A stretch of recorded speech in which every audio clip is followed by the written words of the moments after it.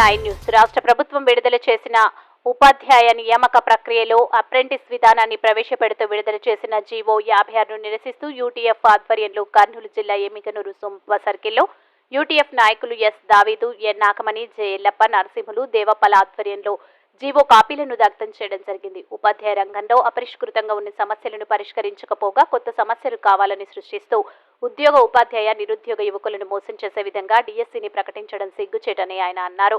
ఈ రోజు విడుదలైన డిఎస్సీ నోటిఫికేషన్లో సుదీర్ఘకాలం అనేక పోరాటాలు చేసి రద్దు చేసుకున్న అప్రెంటిస్ విధానాన్ని తిరిగి పునరుద్ధరింపజేస్తూ ఉత్తర్వులు విడుదల కావడం దుర్మార్గమని, ఈ నోటిఫికేషన్ను రద్దు చేస్తూ కొత్త నోటిఫికేషన్ విడుదల చేయాలని ఆయన డిమాండ్ చేశారు. ఈ కార్యక్రమంలో యూటీఎఫ్ జిల్లా అడిటి సభ్యులు Koulanna, Y Ramanjaneyulu, Raghavendra, Chandrapal, Sivakumar, Rammohan, Shantiraju, A Bhaskar, G Babu, Ranganna, Sudhakar, Shantanna, Dubbanna, Nagaraju, Aravindamma, Guruswamy, K Raju, K Shantanna, Devendrababu తదితరులు పాల్గొన్నారు. MG9 న్యూస్ తో ఎమ్మిగనూరు రూరల్ రిపోర్టర్ వీరేష్ ఆచారి.